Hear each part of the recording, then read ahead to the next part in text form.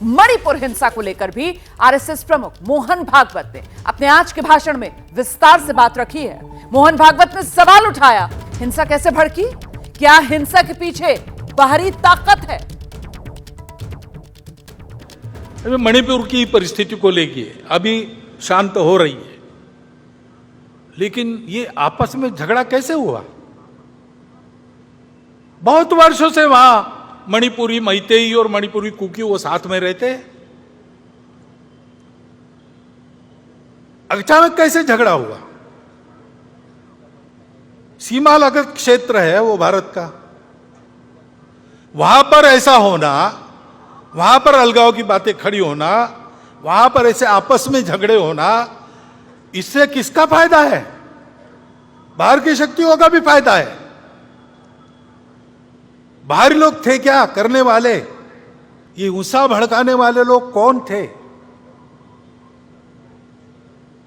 ये हम देखते हैं तो ध्यान में आता है कि इसमें ये हो नहीं रहा है, ये कराया जा रहा है।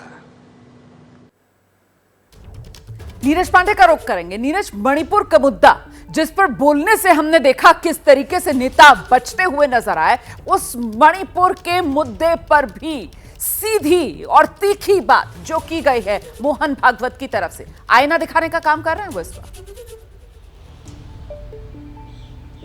निश्चित रूप में रीजनल पॉलिटिकल पार्टियों को और उन लोगों को आईना उन्होंने दिखाया है जो जाकर वहां पर कहीं ना कहीं सवाल खड़े करते रहे हैं, दोनों समुदायों को भड़काते रहे हैं। यही नहीं, उन्होंने बाहरी शक्तियों का भी जिक्र किया। उन्होंने ये भी कहा कि देश के गृह मंत्री वहां जाकर बैठे, शासन प्रशासन वहां जाकर बैठा, राष्ट्रीय स्वयंसेवक के सदस्य वहां पर लोगों को समझाने की कोशिश कर रहे हैं। उसके बावजूद दो समुदाय कुकी और मैतेई जो लंबे समय से एक साथ रहते रहे हैं जिस राज्य में, अचानक उनके बीच में ये हिंसा कैसे भड़क गई, इस पर उन्होंने सवाल खड़े किए। और इस पर उन्होंने ये भी कहा कि कहीं ना कहीं इसके लिए वो लोग जिम्मेदार हैं जो अपनी राजनीतिक रोटियां सेकना चाहते हैं, और वो लोग भी जिम्मेदार हैं जो बाहर की शक्तियों को यहाँ शरण देते हैं। तो निश्चित रूप में मणिपुर को लेकर उन्होंने चिंता व्यक्त की और ये भी कहा कि हमारा जो एक दल है, यानी राष्ट्रीय स्वयंसेवक संघ का जो एक बहुत बड़ा समूह है, वो ऑलरेडी उस राज्य में काम कर रहा है और फिर से लोगों को एक सूत्र में, एक पटरी पर लाने की कोशिश कर रहा है।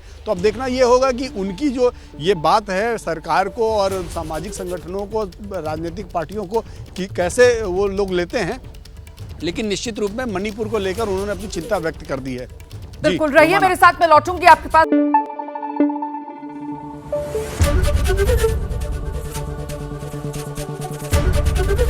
एबीपी न्यूज आपको रखे आगे।